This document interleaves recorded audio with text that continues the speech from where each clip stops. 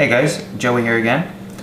Today I'm going to show you how to make a very simple and very effective aquarium filter using the bottle method again. Previously you've seen another filter I made with a bottle using K1 coldness media, creating a fluidized bed within the bottle. For those that cannot get the coldness media, there's also the option of using ceramic media like this here. This is just your average ceramic media used for biological purposes. So supplies you're going to need for this build is some airline tubing, a plastic bottle. I'm just using a 500 milliliter bottle, a sponge, some ceramic media. This stuff here is specifically made by AquaClear, Hagen's power filter AquaClear, your suction cup, and an air pump. Now to start off, what you're going to need to do is take the cap off of your bottle here and drill holes in the top. Okay, I'll show you why we do that in a moment. Second thing you're going to want to do is drill a hole in the side of the in the neck of the bottle. As you can see, I placed mine directly in the neck and not up into the actual bottle. And last, you're going to want to drill one hole in the side of the bottle and a few holes in the top. Now the more holes in the top that you have, the smaller the bubbles will be coming out of the top of the bottle. The less holes you have, the larger the bubbles will be. Now for the diameter of the holes, the hole in the neck of the bottle should only be large enough for you to be able to fit a airline tubing into the side of it. And let's see if I can get this one in here. There you go. Just into the side of the bottle here, and placement of the airline tubing is directly in the center. Now, so that hole that I've made here is only big enough for the airline tubing to fit in. It's actually slightly smaller than the airline tubing, so it holds it in snugly. Next thing you want to do, well actually the first thing you're going to want to do, besides putting the airline tubing in, is insert your suction cup. Now this is a specific type of suction cup. It's nothing fancy, but it has a little ridge on it there, as you can see, right below the nub there.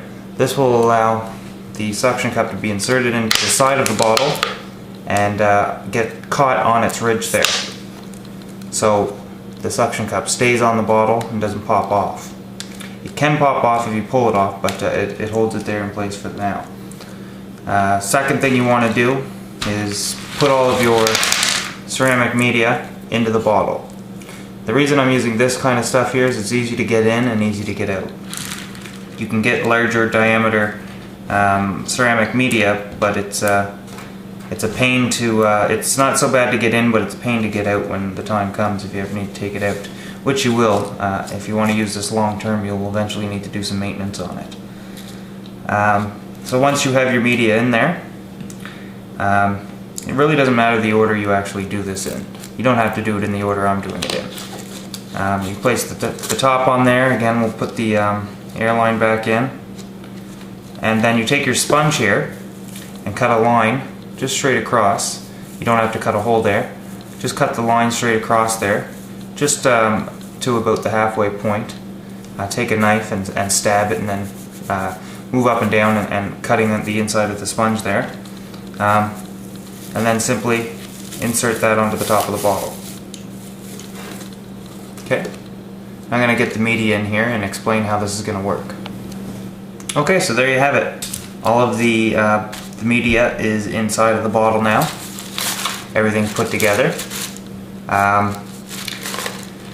Now, the reason why we only have one suction cup as opposed to a couple is the media we'll have in here is pretty heavy and it's going to weigh itself down. The one suction cup is going to hold it in place against the glass.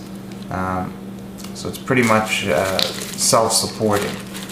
Now, here's the reason why we went ahead and drilled the holes in the bottom of the cap, and we're leaving the cap on.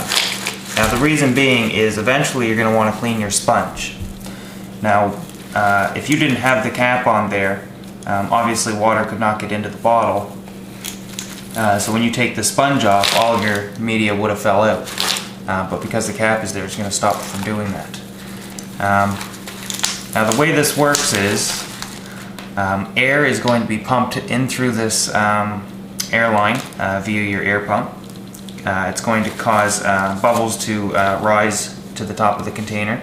Now in doing so, it causes suction behind those bubbles. Now that suction is going to suck water in through these holes at the bottom of your bottle. But before the water can get into these holes, it has to travel through this sponge. So this is going to pre-filter the water out, taking the particles out of the water and clearing your water up before it gets to your media. From there, the air bubbles will release out of the top of the bottle. And that's it. Now in a moment I'm going to hook this up on an aquarium here, and you'll see it actually working. But there's a reason why I like to use this type of a setup.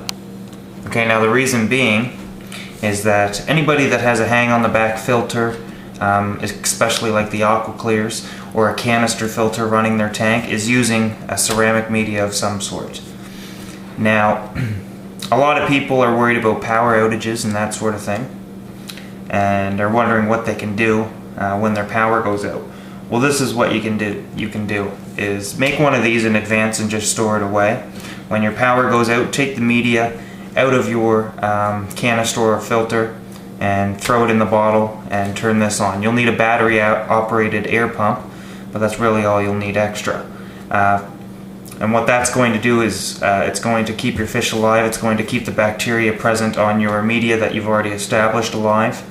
And the power outage really isn't going to mean a whole lot. You're not going to have a lot of stress and worrying about your fish dying. Another thing I like using these for is to quarantine new fish or to separate another fish. Again, I just take previously cycled media, throw it into the bottle, put this on a tank. I don't need a bunch of expensive equipment or to have a bunch of extra things to run this extra tank, so I just throw this on it, and because it's only a temporary setup, I just take the media back out of it and throw it in my other filter that it came out of, and throw the bottle away or keep it or what have you. You should always have one on hand though, and get yourself a battery operated air pump for those power outages, or if your equipment fails, your filter breaks, things like that, you're worrying if what your fish are going to do without some sort of filtration. Well, this is your answer here. This is a bit of a solution and keeps your bacteria alive, and more importantly your fish alive. So anyways, I'm going to hook this up on a tank now, and you're going to see it in operation. Okay, so here it is in the tank. As you can see, it's just pretty much self-supporting. The sponge is actually touching the bottom of the tank. Because of the weight of the media, it has to do that, or the suction cup's just going to let it slide down. And then the suction cup, all that's doing is offering support, not letting it fall back or forth or frontwards. So I'm going to go ahead and turn the filter on now.